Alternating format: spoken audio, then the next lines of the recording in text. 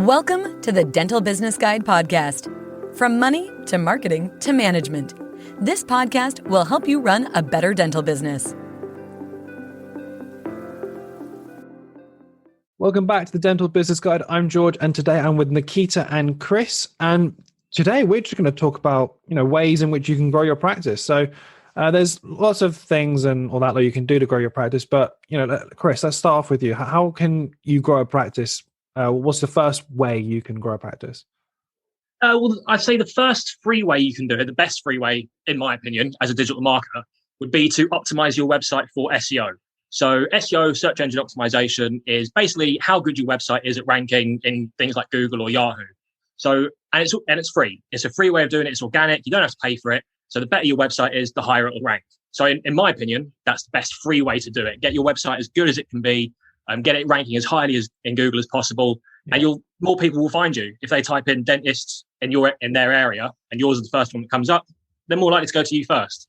So that's probably the best way, in my opinion, to do it for free. So if I was a dentist listening right now, what I would do is go on my website and either download something like Rank Math or Yoast. There's loads of free plugins you can get that will help you with your SEO. Get it as good as possible, optimize it all, and you'll really start to see a difference. You'll get more leads, you'll rank higher in Google, and it's all free, basically. So that's, in my opinion, that's the number one thing I do. Amazing. And that's the thing is all these tips we're going to talk about, they're free ways in which you can grow your practice. Exactly. That's the thing, with the way COVID's going on, it's things are on a strict budget, and so anything free nowadays is a blessing. Yeah, and SEO is a great way of doing it. It's the best way to get to the top of Google for free, organically, without paying for it. Yeah, spot on. Nikita, have you got another tip for us? Yeah, so another way, of course, is social media. So, which is free to set up. So you can set up anything like Facebook, Instagram would be the two main things for a dental practice, I would say, to set up. Definitely Facebook, definitely Instagram. Again, it's free to do. A business account, I would say, go for if you're a dental practice. Again, that is free to do as well. All you have to do is link your Instagram business account with your Facebook page. Just make sure that's done, because people do look at your businesses now through social media a lot more, especially with everyone working from home, being at home a lot more with COVID. People are scrolling on social media, and in terms of, like I say, millennials, we are looking on social media we're using it more as a search engine like Google. Yeah. So if I want to find something, I don't know, like a hair salon or a beauty salon or a dentist, I will search on Instagram first. I don't know why. It's just a thing I think that young people are doing nowadays, and it's just automatically, if the top 5 dental practices come up in London and they have a really good social media page, a really great Instagram, doesn't even matter about how many followers you have. So don't worry about not having thousands of followers. It's just the content you're putting on your page. If that's really good and you're consistent and you're consistently posting every single day, you're engaging with your patients or your followers on there, then that's the way to start with it, I would say. It's important to just make yourself known. So, go for it. And again, like I said, don't worry about the followers. It takes time. Social media takes time to build up that platform and build up that page. But it's a great way to, get patients through the door. Spot on. Amazing. So really, I think social media nowadays is one of those things. If you're not having it, you're stupid, basically. So... it more or less, really, like, especially for businesses, it's a great way to engage with your patients, with your clientele. And I think if you're not using social media, and especially with you, Instagram, I think you're definitely, you're not going to thrive in today's market. Absolutely. Yeah, it's easy these days for anyone to go on social media, especially as well with, how well your business is doing. Reviews, put that on there, put that on your Facebook, put that on your Instagram. It's just all about pushing content. And yeah, like I said, don't worry about the numbers and the followers. It's not about that. It's just, are you engaging? People want to see how true and real you are as a business, not, that you're just a robot. Yeah, no, exactly that. Chris, is there any more you want to add on at all, or? Yeah, there's so much I want to add on. So my next point is kind of related to my first one, is to optimize for speed. A little bit different to SEO, but very much related. But speed is about to become pretty much one of the biggest ranking factors for Google. So it used to be your keywords, it used to be user experience, that kind of thing. But now Google's really worried about speed. So if your website takes a long time to load, it's going to start doing really badly from about May. I think the new rules come in. So again, if I was a dentist listening, what I would do is go right now on your website and get all your images and reduce the sizes and reduce the resolution. So if you've got a page that has 2 or 3 images that are about a megabyte each, you just get rid of them right now and replace them with the ones that are 100 kilobytes max. Okay. Yeah, because they're really slowing your website down. And in a couple of months, that's going to start becoming a real problem for Google. So there's a few tools for free, again, you can get online. Literally just Google something like website speed checker. And the first 5 or 6, they'll all be free tools. Put in your website, put in certain pages and see how fast they're loading. If any of them are taking more than 2 seconds to load, you need to work on them, because 2 seconds is the maximum really that it should be. So yeah, check all your pages, check your website and speed it up as much as you can. Again, there are free plugins you can get, like Lazy Loader's one. And what that does is essentially make sure that things load in the correct order. So if you've got a web page with an image, again, that's 5 megabytes, that's halfway down the page, Lazy Loader will make sure it only loads when it has to, so that it's not slowing the entire website down. Okay, that's clever. Yeah, so there's loads of free websites, loads of free plugins. Get out there, find them, use them, and speed your website up. In a couple of months, you're going to start seeing a real difference if you do that. Amazing. So, Chris, you're saying all these things about plugins. Is this specifically tailored towards WordPress? Yes.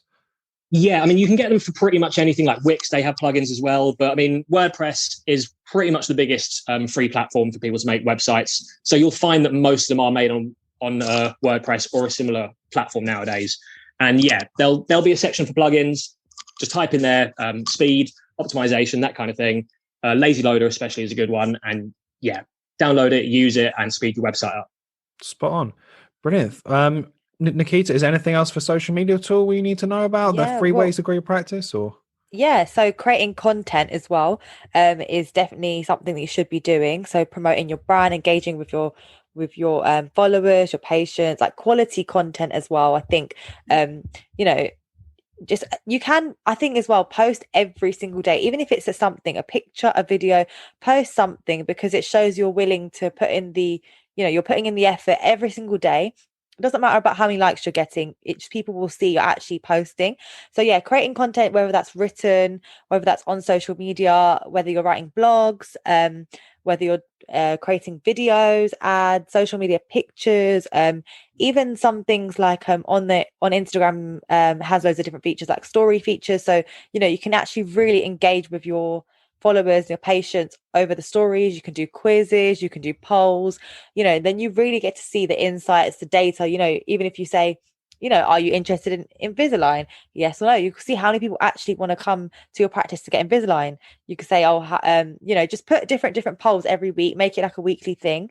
Again, with creating content, like a lot of people are doing blogs. So find out what's trending, find out what's happening right now, what's really popular, and start writing on it really. Again, like there's so many different things you can do, YouTube videos, creating videos of your practices, creating videos of your team members, pictures of your team, all the dentists that you work with, I guess email. Again, social media posts is so broad, so you can kind of do anything and everything. There's no limit to social media of what you can and can't do. It just depends on your brand and how you want to be seen on your page.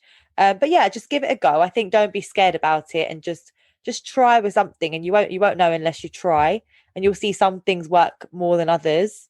But yeah, just monitor that as well, and kind of keep a balance. Don't just do video. Do picture, video, blog, ad. I don't know. Just mix it up a bit. So definitely it will broaden the business, and it will keep people engaged, and just make sure that you are engaging with them. Make sure you're commenting back to comments that they're leaving you, and even with if you get any reviews, just say thank you. Make sure you're engaging back with people, because I think that makes a difference. Yeah, that's one thing for sure, is I've always learned is just create content. Don't stop. Don't just have a dry spell, if you will, of like 2 months where you've not actually posted anything. It ain't going to help anybody. I think, as you're saying, the idea is to post every single day, something relevant, but not the same content each day. So not like video every single day, like photos, video, story, etc., etc. Okay. Yeah, consistency is key. So just be consistent. Definitely. So every day, just post something at least. Yeah, perfect. And Chris, let's go back to you. So again, what else can we do to grow a practice? Now, as you said, you've got hundreds of things you want to talk about. So what's another one you can list off? Another one that I think is actually quite overlooked at the moment is direct emails. So once upon a time, direct email was one of the key ways you engage with your clientele, one of the key ways you marketed online. But it's kind of falling out of favor lately because people have this idea that audiences don't want to listen to you online anymore. They don't want to receive all these emails. They don't want spam, essentially. But email still does really, really work. So what I would do is go on your website and put a contact form on. So you've already got your contact form set, presumably. Put another one on, and just literally all you want is their name and their email address. Don't ask for any more information, and say, sign up now for our newsletter, or sign up now to hear about our offers or our discounts. And then when people start giving you their emails, and you know then that you're allowed to email them for GDPR, start emailing them.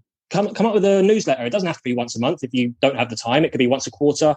Throw in a couple of discounts, throw in some offers, throw in a referral program, something that engages them, something that gets them wanting to come to you. But that'd be a really, really easy, free way of getting more leads, essentially. Put a newsletter contact form on your website, get those emails in, and just start emailing them. All they can do is ignore you. That's the worst that'll happen. Yeah. So exactly. So get some offers, get some discounts, email them out there. Even if they're not offers of discounts, just let people know what you offer. They might not know that you offer Invisalign. They might not know that you have a hygienist in the practice. So let them know. Get their emails and let them know what you're about. And again, you'll see more leads coming in. That's amazing. Because the thing is, 5-6 years ago, before GDPR was even a thing, the amount of times you do anything on a website, there's no consent or anything. You just get sent emails and constantly. Exactly. I remember having to go through hundreds of emails. I have to go unsubscribe. Yeah.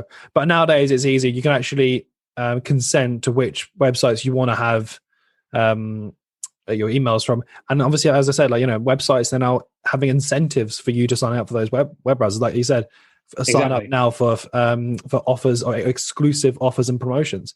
I think definitely, as you said, emails are kind of a best kept secret in a way of trying to gain more traffic and everything. Yeah, definitely at the moment, especially dentists, you've got your CRM there, you've got your client list, you've probably got a load of emails for them. Use it, start emailing them, just contact them, let them know that you're still around, let them know what you're offering, let them know what they can get at the practice. And again, you'll see an increase in leads. Amazing.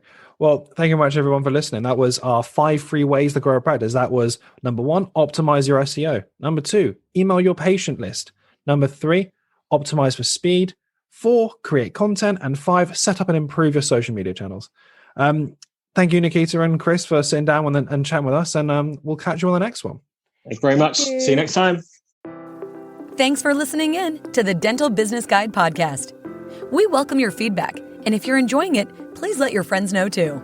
Until the next time on the Dental Business Guide podcast.